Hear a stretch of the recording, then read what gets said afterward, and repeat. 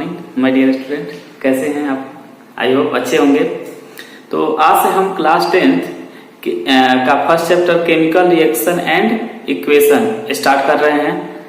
और आपके लिए हमने इस लॉकडाउन में बोर्ड का भी व्यवस्था कर दिया है, तो अब जो है क्लासेस रेगुलर चलते रहेंगे। तो आइए शुरुआत करते हैं हमारा first chapter chemical reaction and equation. इस चीज को समझने के लिए सबसे पहले हम समझते हैं चेंजेस। ये चेंजेस कितने तरीके के होते हैं? दो तरीके के होते हैं, physical change and one is chemical change. अब फिजिकल चेंज में क्या होता है और केमिकल चेंज में क्या होता है? जैसा कि आपको पता है, फिजिकल चेंज में कोई भी न्यू प्रोडक्ट नहीं बनता है, no new product is form. But chemical change में क्या होता है? एक नया प्रोडक्ट बन जाता है। जैसे अगर हम बात करें कुछ एग्जांपल का, तो वाटर से आइस में चेंज करना, फिर आइस को हम किस में चेंज कर सकते हैं? वाटर में। It is a physical change. But chemical change में अगर हम किसी कोक को बर्न कर दें, कार्बन ऑक्सीजन कोक को बर्न कर दिया, बर्न करने के लिए क्या जरूरत है? ऑक्सीजन। कोक को बर्न कर दिया, क्या बना लिया? CO2। हम वापस CO2 को कोक में चेंज नहीं कर सकते हैं। और बहुत सारे एग्जांपल हैं, जैसे फर्मेंटेशन ऑफ फ्रूट। अगर कोई फ्रूट फर्मेंटेशन हो गया है, सड़ गया है, तो फिर वापस हम उस फ्रूट को वापस नहीं ला सकते। It is the chemical change. हमारा डाइजेशन, जो हम फूड खाते हैं, एक बार डाइजेस्ट हो जाएगा, फिर वापस उसे हम नहीं ला सकते हैं। तो ये सब क्या है? Chemical change. तो फिजिकल चेंज में क्या होता है? There is no new product is found, but in case of chemical change after the reaction new product is found. तो हम इस चैप्टर में केमिकल चेंजेस कैसे होते हैं इसके बारे में स्टडी करेंगे। जैसे अगर यहाँ पे आपके पास एक एग्जांपल है, कोक को अगर बर्न किया जाए, तो बर्न करने के लिए ऑक्सीजन की जरूरत है। कोक को जब बर्न करते हैं तो क्या बनता है? Carbon dioxide. तो ये जो हमारे सब्सटेंसेस हैं, इनको हम बोलते हैं रिएक्टेंट। और जो न्यू प्रोडक्ट का फॉर्मेशन होता है उसको हम बोलते हैं प्रोडक्ट। तो रिएक्टेंट हमेशा रिएक्शन के बाद क्या देगा? प्रोडक्ट देगा। तो प्रोडक्ट क्या है हमारा? After the chemical reaction it is a new product. जैसे कुछ एग्जांपल से समझते हैं, burning of EMG ribbon, magnesium ribbon. तो अगर हम मैग्नीशियम रिबन को बर्न करें, बर्न करने के लिए ऑक्सीजन चाहिए, बर्न करें तो क्या देगा? MgO, magnesium oxide. तो मैग्नीशियम रिबन क्या था? एक रिबन था, सॉलिड था, हमने उसको बर्न किया तो किसमें चेंज हो गया? ये व्हाइट पाउडर में, व्हाइट पाउडर में चेंज हो गया। यही अगर बात करें हम एक और एग्जांपल का, लेड नाइट्रेट का अगर हम रिएक्शन कर दें पोटेशियम आयोडाइड, तो इसको हम क्या बोलेंगे? रिएक्टेंट। ये रिएक्टेंट है। अब इसके बाद जो फॉर्मेशन होगा न्यू प्रोडक्ट का, उसको हम बोलेंगे प्रोडक्ट। तो लेड नाइट्रेट जब पोटेशियम आयोडाइड से रिएक्ट करता है तो बनाएगा lead iodide plus potassium nitrate. तो ये जो लेड आयोडाइड बना है, ये किस कलर का होता है? येलो कलर का PPT। तो येलो कलर का क्या बन गया? PPT। जबकि कहीं भी येलो कलर नहीं था रिएक्टेंट में, लेकिन जब प्रोडक्ट का फॉर्मेशन हुआ तो एक नया प्रोडक्ट बना लेड आयोडाइड और पोटेशियम नाइट्रेट। लेड आयोडाइड कैसा था? PPT था, प्रेसिपिटेट। जैसे आप रिएक्शन करोगे तो जैसे हमने कोई टेस्ट ट्यूब लिया, तो टेस्ट ट्यूब में हमने क्या किया? लेड नाइट्रेट और पोटेशियम आयोडाइड को मिक्स किया, तो नीचे बॉटम में लेड आयोडाइड का PPT कलेक्ट हो जाता है, वो भी किस कलर का? येलो कलर का। वही एक और एग्जांपल की बात करें, अगर हम जिंक को डाइल्यूट H2SO4 से रिएक्शन करें, तो जिंक जो है डाइल्यूट H2SO4 से रिएक्ट करके क्या बना लेता है? Zinc sulphate. और हाइड्रोजन गैस क्या होता है? यहाँ से इवॉल्व होता है। तो आप देख रहे हैं, इसको हम क्या बोलेंगे? रिएक्टेंट। जो हमारा न्यू प्रोडक्ट बना है ये हमारा क्या है, प्रोडक्ट है। तो यहाँ पे इस प्रोडक्ट में हाइड्रोजन गैस क्या हो रहा है, इवॉल्व हो रहा है। तो इस सारे जो रिएक्शन है इन्हीं को हम बोलते हैं केमिकल रिएक्शन। ये जो हमारे रिएक्शन हो रहे हैं ये हमारे क्या है, केमिकल रिएक्शन। तो केमिकल रिएक्शन में रिएक्टेंट क्या बना लेता है, प्रोडक्ट में। अगर आप देखेंगे ध्यान से तो रिएक्टेंट और प्रोडक्ट जब ये रिएक्ट होते हैं तो एक्चुअली क्या है, एटम का रीअरेंजमेंट होता है। जब रिएक्टेंट से प्रोडक्ट का फॉर्मेशन होता है तो एटम क्या होते हैं, रीअरेंज होते हैं। रीअरेंज होके एक नया प्रोडक्ट बन जाता है, उसी को हम बोलते हैं केमिकल रिएक्शन। अब देखते हैं हम हमारा नया segment characteristics of chemical reaction. अब केमिकल रिएक्शन अगर हो रहा है तो उसके जरूर कुछ ना कुछ कैरेक्टरिस्टिक्स होते हैं। तो फर्स्ट कैरेक्टरिस्टिक्स हमारा है फॉर्मेशन ऑफ पीपीटी। अब जैसे अगर हम रिएक्शन की बात करें, जैसे हम ले लेते हैं AgNO3 सिल्वर नाइट्रेट, AgNO3, और हमने इसमें NaCl मिक्स कर दिया, सोडियम क्लोराइड। तो AgNO3 में जब से हमने NaCl मिक्स किया तो ये क्या होगा, Ag इस Cl से रिएक्ट कर लेगा तो ये बनाएगा AgCl, और Na जो है NO3 से रिएक्ट करके क्या बना लेगा, NaNO3। ये जो AgCl है वो क्या है, व्हाइट पीपीटी। ये व्हाइट पीपीटी, जैसे अगर हम बात करें ये हमारा एक टेस्ट ट्यूब है, हमने इसमें क्या किया, AgNO3 इसमें क्या लिया, मिक्स किया, और इसमें हमने NaCl को क्या किया, मिक्स किया। तो जैसे ये रिएक्ट होगा तो नीचे क्या होगा, व्हाइट पीपीटी बना लेगा, वो भी किसका, AgCl का।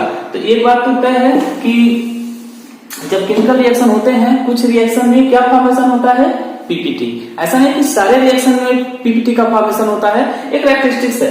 किसी रिएक्शन में क्या होता है, पीपीटी का फॉर्मेशन होता है। अगर हम सेकंड पार्ट की बात करें तो इवोल्यूशन ऑफ गैस। तो कुछ केमिकल रिएक्शन जब होते हैं तो उसमें गैसेस क्या होते हैं, रिलीज होते हैं। अभी हमने थोड़ी देर पहले एक एग्जांपल समझा था, जिंक जब डायल्यूट H2SO4 से रिएक्ट करता है तो कौन सी गैस इवॉल्व होती है, हाइड्रोजन गैस।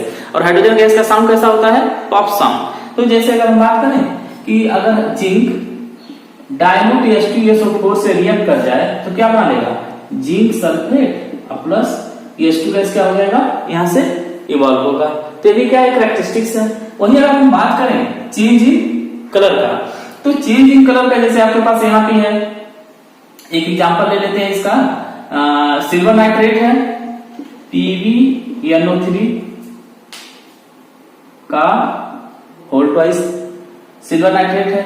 इसका रिएक्शन हमने कर दिया पोटेशियम आयोडाइड से Ki, तो क्या बना लेगा, PbI2 प्लस KNO3। ये PbI2 का कलर कैसा होता है, अभी हम थोड़ा देर पहले पढ़े थे, येलो कलर का पीपीटी। यानी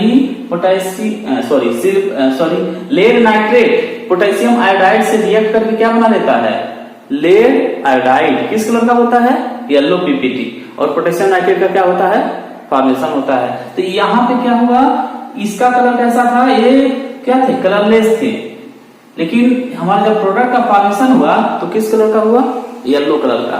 तो हम देख रहे हैं कि कुछ केमिकल रिएक्शन में क्या होते हैं, कलर क्या हो जाते हैं, चेंज हो जाते हैं।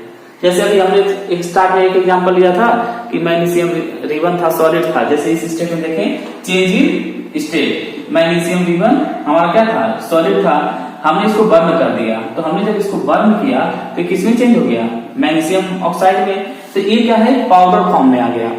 ये हमारा क्या था, सॉलिड था, और ये किसमें चेंज हो गया, पाउडर फॉर्म में हो गया। तो हम ये भी देखते हैं कि क्या होता है, कुछ स्टेट क्या हो जाते हैं, चेंज हो जाते हैं कुछ रिएक्शन के बाद। वही अगर हम चेंज इन टेम्परेचर की बात करें, बहुत सारे ऐसे रिएक्शन हैं जिसमें टेम्परेचर क्या हो जाता है, इंक्रीज हो जाता है। जैसे अगर हम बात करें CaO कैल्शियम ऑक्साइड, जैसे कि आप जानते होंगे लाइन क्यूब लाइन है, अगर हम इसमें वाटर को क्या कर दें, मिक्स कर दें, तो हमारा क्या बना लेगा, CaOH का होल ट्वाइस, और हाइड्रोजन गैस क्या होता है, रिलीज होता है। यहाँ पे बहुत अमाउंट में क्या निकलता है, हीट निकलता है। इसीलिए इस तरीके के रिएक्शन को हम बोलते हैं एक्सोथर्मिक रिएक्शन। एक्सोथर्मिक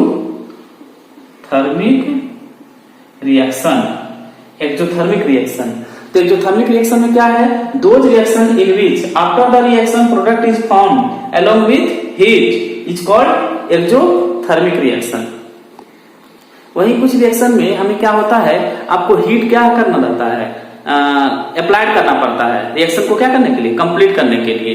तो जिस रिएक्शन में हमें हीट सप्लाई करना पड़ता है उस रिएक्शन को क्या बोलते हैं, एंडोथर्मिक रिएक्शन। और जिस रिएक्शन में हीट इवॉल्व होता है उसको हम क्या बोलते हैं, एक्सोथर्मिक रिएक्शन। जैसे ये रिएक्शन है अमोनियम क्लोराइड और बेरियम हाइड्रोक्साइड के बीच में, ये रिएक्शन नहीं होगा जब तक आप यहाँ क्या है, हीट सप्लाई नहीं करोगे। तो इस रिएक्शन हमने क्या किया, हीट को सप्लाई किया। तो जब हीट हम सप्लाई करेंगे तब जाके रिएक्शन क्या होगा, स्टार्ट होगा। तो क्या बनाएगा, बेरियम जो है क्लोरीन से रिएक्ट करके क्या बना लेगा, BaCl2 बेरियम क्लोराइड, और अमोनियम हाइड्रोक्साइड से रिएक्ट करके अमोनियम हाइड्रोक्साइड बना लेगा NH4OH। तो इस तरह का रिएक्शन को हम क्या बोलेंगे, एंडोथर्मिक रिएक्शन, एंडोथर्मिक रिएक्शन। तो आप ये दो बातें यहाँ याद रखेंगे कि जिस रिएक्शन में हीट इवॉल्व होता है उसको हम क्या बोलते हैं, एक्सोथर्मिक रिएक्शन, और जिस रिएक्शन में हीट सप्लाई करना पड़ता है उसको हम क्या बोलते हैं, एंडोथर्मिक रिएक्शन। और दो तीन बातें और आप बताएंगे, जो हम रेस्पिरेशन करते हैं एक कैसा रिएक्शन है, एक्सोथर्मिक या एंडोथर्मिक, एक्सोथर्मिक रिएक्शन है।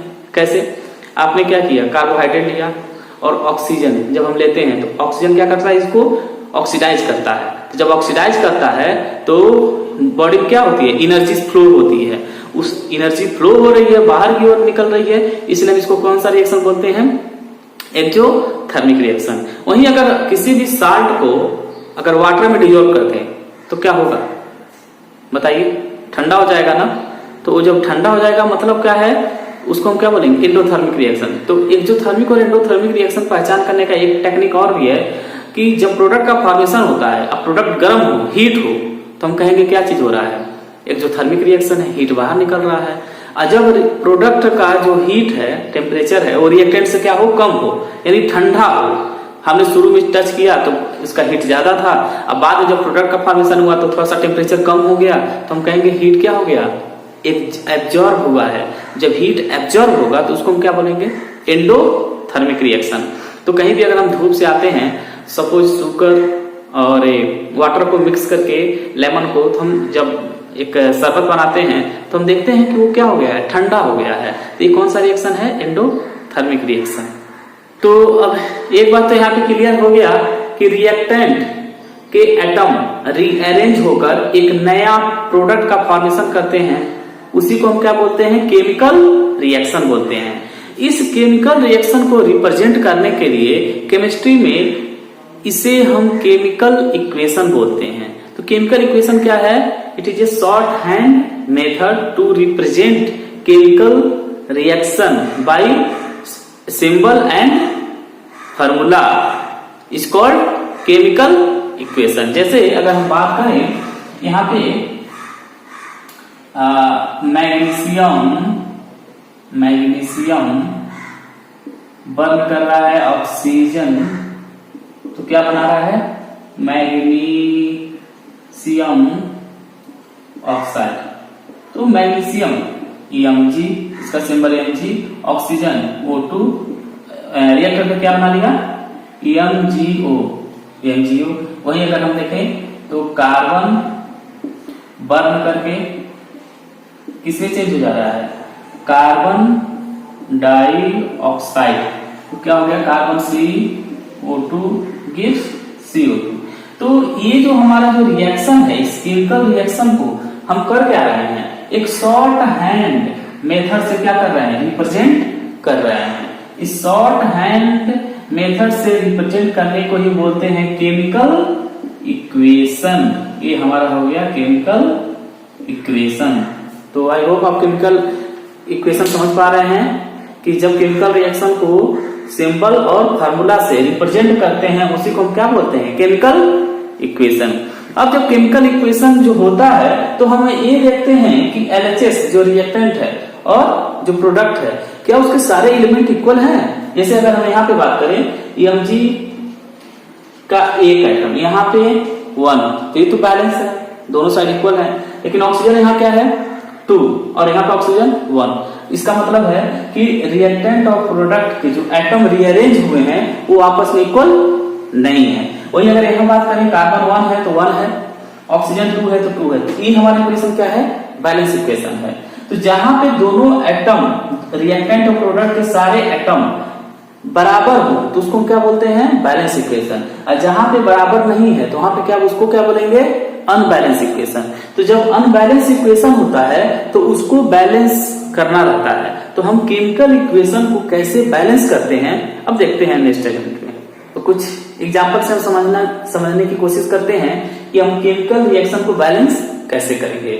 तो केमिकल रिएक्शन को बैलेंस करने के लिए सबसे पहले आपको क्या करना है, यहाँ पे आप थोड़ा सा ध्यान देंगे, हाइड्रोजन एंड ऑक्सीजन को लास्ट में बैलेंस करेंगे, लास्ट में बैलेंस करेंगे। अब ध्यान देंगे, हाइड्रोजन ऑक्सीजन को कब बैलेंस करेंगे? लास्ट में बैलेंस करेंगे। उससे पहले हम क्या करेंगे? मेटल को बैलेंस करेंगे। जो मेटल है, नॉन मेटल है, उनको हम पहले बैलेंस करेंगे। और हाइड्रोजन ऑक्सीजन को कब बैलेंस करेंगे? लास्ट में बैलेंस करेंगे। यही दिमाग में एक बात रखना है। एक बार मैं और बोल दूं, कभी भी जब इक्वेशन को बैलेंस करेंगे तो हाइड्रोजन ऑक्सीजन को लास्ट में बैलेंस करेंगे। पहले आप सारे एलिमेंट को बैलेंस कर लेंगे, उसके बाद ही हाइड्रोजन ऑक्सीजन को क्या करेंगे? बैलेंस करेंगे। एक और इंपॉर्टेंट बात, आप कभी भी जब बैलेंस करेंगे तो कोई भी, जैसे यहाँ पे ऑक्सीजन 2 है, यहाँ पे ऑक्सीजन 3 है, तो ऐसा नहीं है कि आप इसको चेंज कर देंगे, ठीक है? तो सब स्क्रिप्ट नहीं चेंज करना है, आप सब स्क्रिप्ट नहीं चेंज कर सकते हैं। जो भी बैलेंस करने के लिए हम सुटेबल नंबर से मल्टीप्लाई करेंगे वो हम यहाँ पे मल्टीप्लाई करेंगे, किसी भी प्रोडक्ट किसी भी फॉर्मूला के आगे, इसको स्टैटिस्टिक नंबर बोलते हैं। तो हम यहाँ पे क्या करेंगे? मल्टीप्लाई करेंगे। तो सबसे पहले स्टार्ट करते हैं, यहाँ पे देखते हैं कि कौन कौन से एटम बैलेंस है और नहीं है। यहाँ पे Fe1 है, यहाँ पे Fe2 है, यानी Fe बैलेंस नहीं है। अच्छा, यहाँ पे ऑक्सीजन 2 है, यहाँ पे 3 है। तो हमने क्या बोला कि आपको क्या करना है, अगर हम यहाँ पे इसको H2O लिखें तो ज्यादा बेहतर हो पाएगा। यहाँ पे थोड़ा सा हम चेंज किए हैं, Fe plus H2O, Fe3O4 plus H2। तो हम इसको कैसे बैलेंस करेंगे? तो यहाँ पे Fe1 है, यहाँ पे Fe3 है, यहाँ पे हाइड्रोजन 2 है, यहाँ पे हाइड्रोजन 2 है, हाइड्रोजन क्या है? बैलेंस है। यहाँ पे ऑक्सीजन 1 है, यहाँ पे ऑक्सीजन 4 है। तो पहले हमको किसका, हाइड्रोजन ऑक्सीजन को कब बैलेंस करना है? लास्ट में। तो हाइड्रोजन ऑक्सीजन को छोड़ के क्या बच गया? Iron, Fe। तो पहले हम क्या करेंगे? Fe को बैलेंस करते हैं। तो Fe यहाँ पे 1 है, यहाँ पे 3 है। तो बैलेंस करने के लिए हमको क्या करना होगा? 3 से इधर मल्टीप्लाई कर लेंगे। तो जब 3 से इधर मल्टीप्लाई करेंगे तो ये हमारा क्या हो जाएगा? आयरन क्या हो गया? बैलेंस हो गया। अब देखते हैं ऑक्सीजन, ऑक्सीजन कितना है इधर, क्योंकि अब तो कोई हाइड्रोजन ऑक्सीजन ही बैलेंस करना है। तो ऑक्सीजन कितना है? 4 है। यहाँ पे ऑक्सीजन कितना है? 1 है। तो हमको क्या करना चाहिए? यहाँ पे 4 से मल्टीप्लाई कर देना चाहिए। तो ऑक्सीजन भी क्या हो जाएगा? बैलेंस हो जाएगा। लेकिन अब हाइड्रोजन अनबैलेंस हो गया।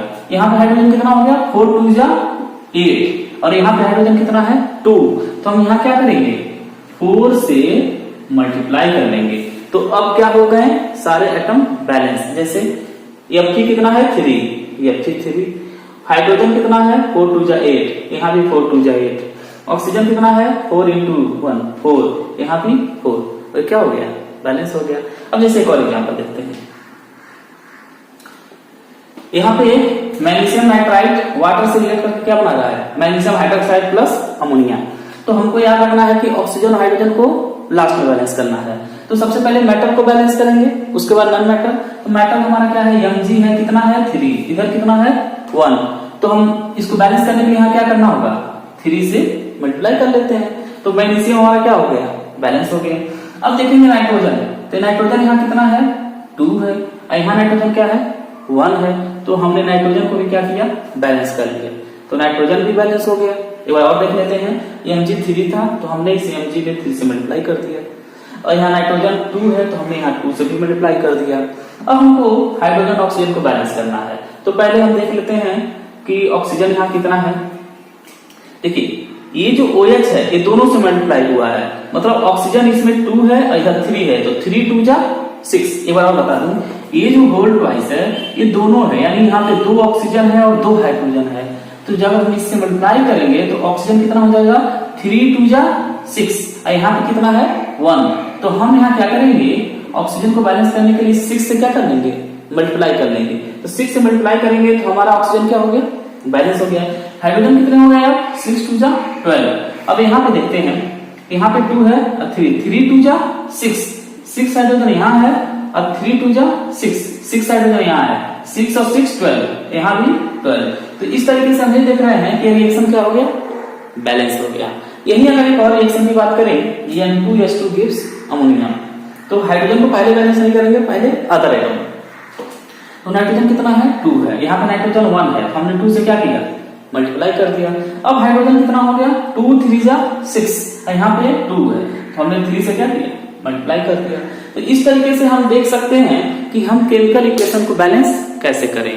तो आपको ध्यान रखना है, पहले हाइड्रोजन ऑक्सीजन को बैलेंस नहीं करेंगे, पहले सारे मेटल फिर नॉन मेटल इन सब एटम को बैलेंस करने के बाद ही लास्ट में हाइड्रोजन ऑक्सीजन को क्या करेंगे, बैलेंस करेंगे। एक बात और याद रखना है, सब स्क्रिप्ट में चेंजिंग नहीं करने हैं, जो भी मल्टीप्लाई करेंगे स्टोइकोमेट्रिक नंबर से यहाँ पे मल्टीप्लाई करेंगे।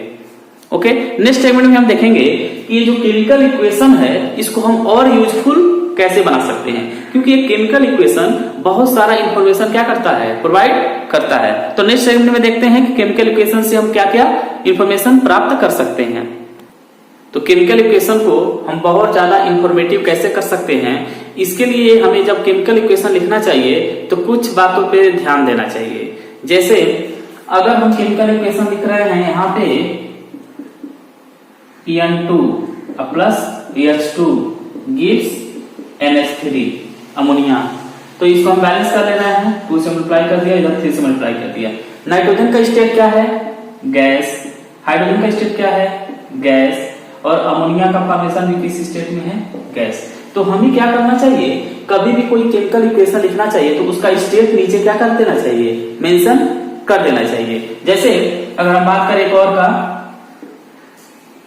CaO calcium oxide solid, water में मिक्स किया, ये किस स्टेट में है, लिक्विड। अगर रिएक्ट करेंगे तो क्या बनाएंगे, CaOH का whole twice aqueous plus H2 gas, H2 gas बाहर निकलेगा। तो हमें एक्वस क्यों लिख रहे हैं, जब कोई भी रिएक्टेंट जब प्रोडक्ट का फॉर्मेशन करता है और वो वाटर में हो, वाटर में डिजोल्व हो, तो उसको हम क्या बोलते हैं, वाटर में पीपीटी बनाए तो उसको हम क्या बोलते हैं, एक्वस। मतलब जिस वाटर कोई भी साथ जब वाटर में रिएक्शन करता है तो उसको हम क्या बोलते हैं, एक्वस।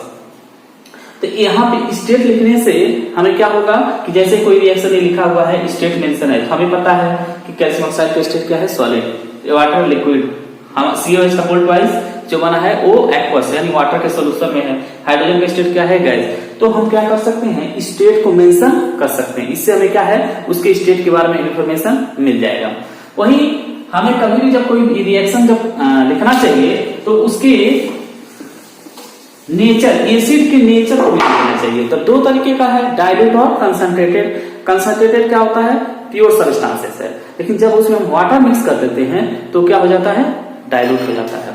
जैसे जिंक प्लस डाइल्यूट H2SO4, अब यहाँ पे डाइल्यूट मतलब H2SO4 कंसंट्रेटेड में हमने क्या किया, वाटर को मिक्स कर दिया, तो थोड़ा क्या हो गया, डाइल्यूट। तो जिंक जो है डाइल्यूट H2SO4 से रिएक्ट करके क्या बना लेता है, zinc sulphate plus H2 gas बाहर निकलता है। तो जिंक का स्टेट क्या है, सॉलिड, डाइल्यूट H2SO4 वाटर में डाला गया तो एक्वस, जिंक सल्फेट भी क्या होगा तब, एक्वस ही, प्लस H2 किसी स्टेट में, गैस में।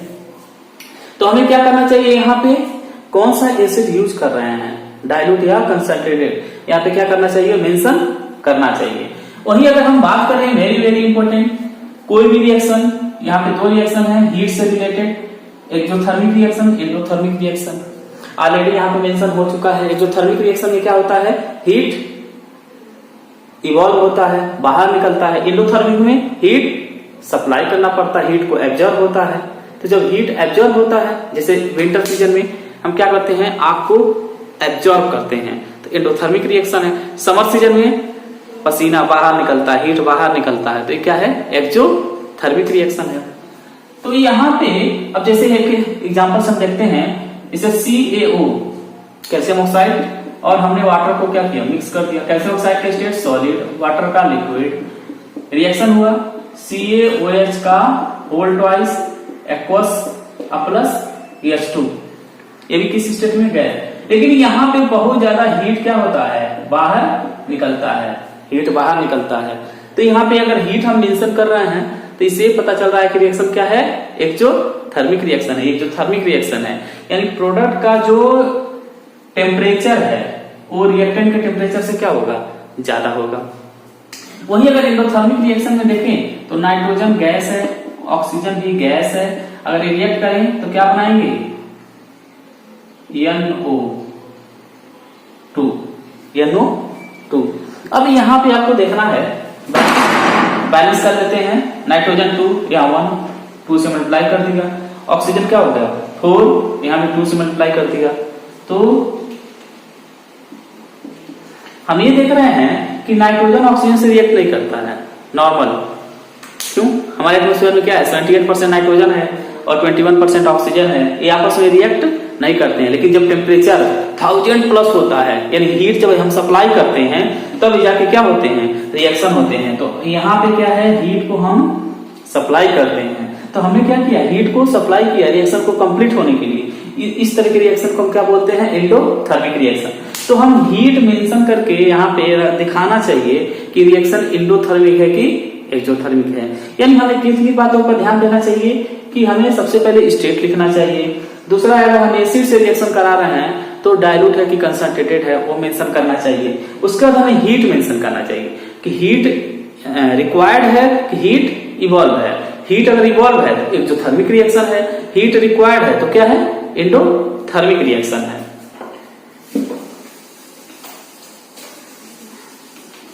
वहीं अगर हम एक और बात करें, mention the temperature and pressure. Reaction में किस टेम्परेचर पे रिएक्शन हो रहा है इसको भी मेंशन करना चाहिए। इससे क्या होता है कि आप टेम्परेचर और प्रेशर का इजीली कैलकुलेशन कर सकते हैं। जैसे एक एग्जांपल से समझते हैं, have a process, nitrogen gas, hydrogen gas, अगर हम इसका रिएक्शन करें तो ये बनाएगा अमोनिया 2, यहाँ पे 3 से मल्टीप्लाई करते हैं। ये जो रिएक्शन है 500 डिग्री सेंटीग्रेड पे होता है और प्रेशर कितना चाहिए, 200 atm प्रेशर चाहिए। तो जब तक यहाँ पे इतना टेम्परेचर नहीं होगा और 200 atm प्रेशर नहीं हुआ, नाइट्रोजन हाइड्रोजन से रिएक्ट करके अमोनिया का फॉर्मेशन नहीं करेगा। तो अगर किसी रिएक्शन में इस तरीके से मेंशन है तो हम इजीली समझ सकते हैं कि यहाँ पे टेम्परेचर क्या है, 500 डिग्री सेंटीग्रेड है और प्रेशर कितना चाहिए, 200 atm प्रेशर चाहिए, तब जाके रिएक्शन होगा। तो इस रिएक्शन हमारा क्या है, ज्यादा इंफॉर्मेटिव हो सकता है। वहीं अगर हम बात करें एक और टेक्निक इसी को, तो ये रिएक्शन ऐसे भी होने वाला नहीं है जब तक कोई क्या हो, कैटलिस्ट ना हो। तो हम यहाँ पे क्या करते हैं, आयरन कैटलिस्ट लगाते हैं। कैटलिस्ट के बारे में थोड़ा बताना चाहूंगा कि ये कैटलिस्ट होते क्या हैं। कैटलिस्ट क्या करते हैं, रिएक्शन में पार्टिसिपेट तो करते हैं, लेकिन जब रिएक्टेंट प्रोडक्ट बना लेता है तो अनचेंज होते हैं। मतलब जितना आपने रिएक्टेंट में यूज किया उतना आपको बाद में क्या है, मिल जाएगा।